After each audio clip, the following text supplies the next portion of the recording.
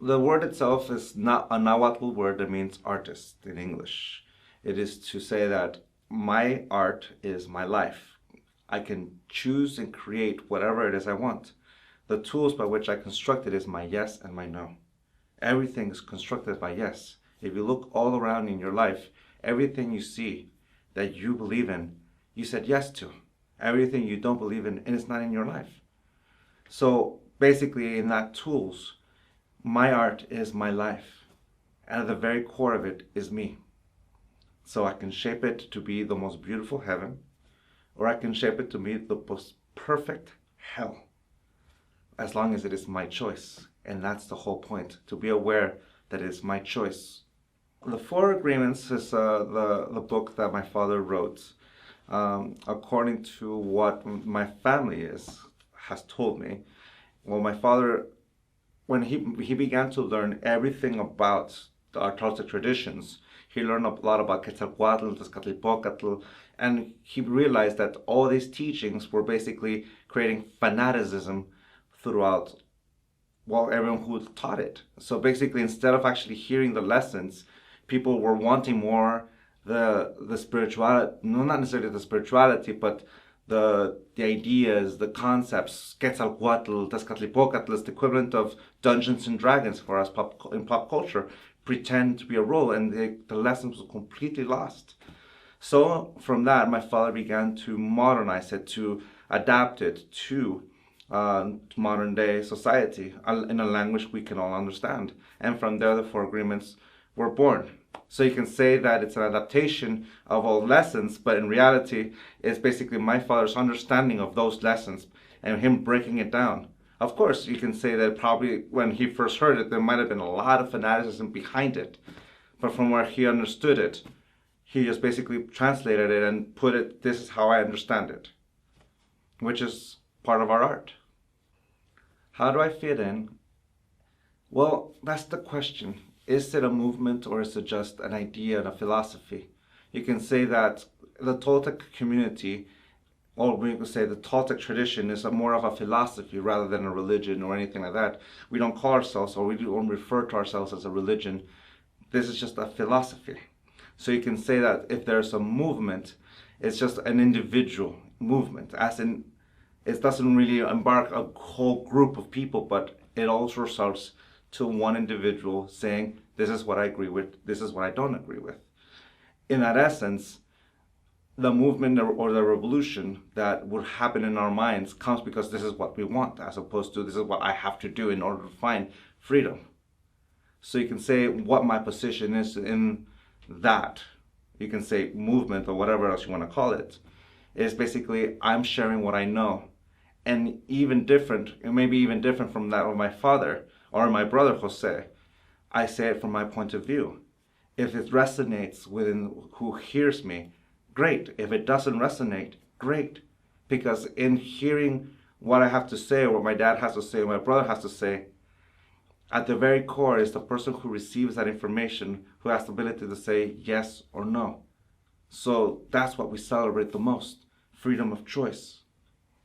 I've had so many teachers in my life. I can honestly tell you one of my best benefits is being part of the International Baccalaureate.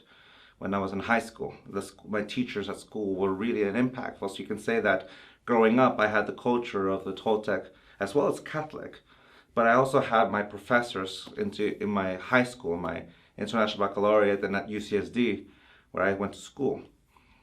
J.P. Gorin is a great, he was a student of Jean-Luc Godard. He was my film teacher, and he taught me so much. You can say a lot of my style by which I teach comes from him. You can say Camus, Sartre, Gabriel Garcia Marquez, John Lennon, Stephen Patrick Morrissey, Robert Smith, Martin L. Gore from Depeche Mode. A lot of pop culture icons helped me spur in ideas, like from politicians, from both from the left and the right, history. The whole world has taught me so much. You can't say that I just have individual people, because from every person I ever met, my ex-girlfriends have taught me so much. My wife has taught me so much. My kids, my dad's students, the people who I interact with, the barista at the coffee shop I go to, has taught me so much. For example, last night, a good friend of mine, Heather Ashamara, was showing us a video of a person who uses ideas, like they said they wanted to sell a brand, and the students came back to them and told them, well, 97%, 92% of the 93% of the population would be interested. And someone says, well, that means 7% of the population would be. That's a great percentage. We've got a shot. Let's do it. Okay. That lesson right there came from just a student somewhere, I have no idea, but has taught me that at that very moment, yes, there's a huge percentage of people who wouldn't go for it, but there's a very small percentage. If I focus on everyone telling me no, but all of a sudden I hear someone, yes, I can choose to put down my dream because there's this huge body of people who says that's not possible. Then seeing 7% that says that could be possible. To even open myself up to that percentage is incredible. And that just happened to someone, I still don't know this person's name. So you can say my teachers is basically every individual I have ever met in my life. To be happy. That's it. My whole point, I don't care to be a guru, I don't care to be a shaman, I don't care to be a nawal, I don't care to be any of those things. I'm only into this to enjoy, to be happy, and to give happiness to my kids and my wife if that's what they want. If they allow me to do it, of course, because they have their free choice. But for me, it's to be able to engage life and say, this is what I want.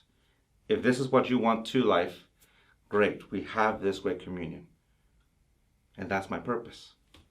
The most important idea that I want people to understand at this moment in time is compassion and tolerance. The ability to have the compassion for one another, not pity, because a lot of people confuse compassion with pity. Pity thinks that we're not able, like poor them, let me help them. Compassion means I believe in you so much, but I know that you have the strength to do it. To see it from your point of view and to say, I understand. I can still say no to you just as much as I'm able to say yes to you. But the ability to listen to one another is the possibility to create great harmony among us. Compassion and tolerance is the keys for harmony, as well as respect, of course. What is the importance of December 21st, 2012? Is that in December 22nd, 2012, I'm going to be enjoying the new cycle. Basically, it's Happy New Year. Every December 31st, we say, Happy New Year! And the next morning, we either are waking up really good or have a hangover. But to me, the cycle, that's basically one calendar ends and another one should have started, but the minds weren't around to create the new one. If something were to happen, like everyone's talking about, because we can create so many assumptions about what is supposed to happen. We love the stories, and mind you, they might be true. Who knows? If it turns out to be true, well, how great it is that we all go together. And if something doesn't happen, great. I wake up the next morning and we start up with life. My brother likes to say that it's the end of fanaticism. And that day can happen in any moment. The moment we say yes and the moment I say no, I no longer believe in it. As long as my will is there, great. So 2012, December 21, could be the greatest day in the world. Just as December 22 and December 23rd will be as well. What happens those days? I don't know. Will the world end? I don't know. I'll be excited when I find out. And when that moment happens, if it happens, well, we'll see how it happens. But in the meantime, I've got a lot of life to live between now and then. So, Happy New Year. In the Toltec belief system, God, just like any other religion, is the creator of everything. Unlike, of course, we don't talk about God being this man who chooses and everything. God is basically that intent that creates and manifests everything. It's in the trees, it's in the air, it's in every living being, inside every cell in my body, and everything that is created. It's that essence of life, both the good and the bad. Just like every religion in the world says. In every religion in the world, you will find the love of grace of God. So basically, in essence, God is everything.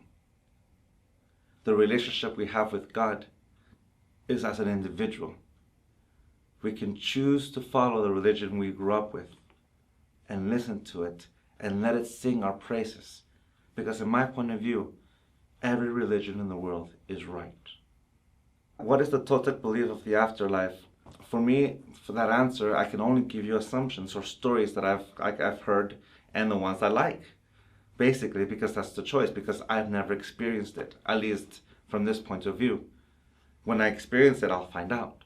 But according to what I know from the stories, if I choose to believe them, is that we go back to everything. Just like God, the description of God I've given, that God is in everything, in every living being, and every organism, and everything that exists, I go back to God. I can't pinpoint that one easily because it changes from day to day. An example, I was just recently in New York City. Me and my wife were celebrating our anniversary, and I gave a lecture at the Meta Center. It was our last day in Manhattan. We were going to go to Brooklyn. So we went to walk around on Washington Square.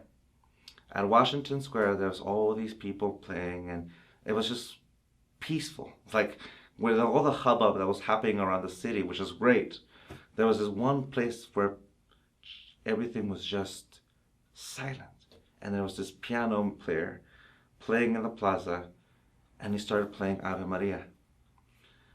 All that moment, my wife was talking. I asked her, honey, wait. I just stopped, turned around, and just watched my whole surrounding. I didn't let any thought interrupt me because I was completely present in the moment. Ave Maria was playing throughout the park. A great rendition, by the way.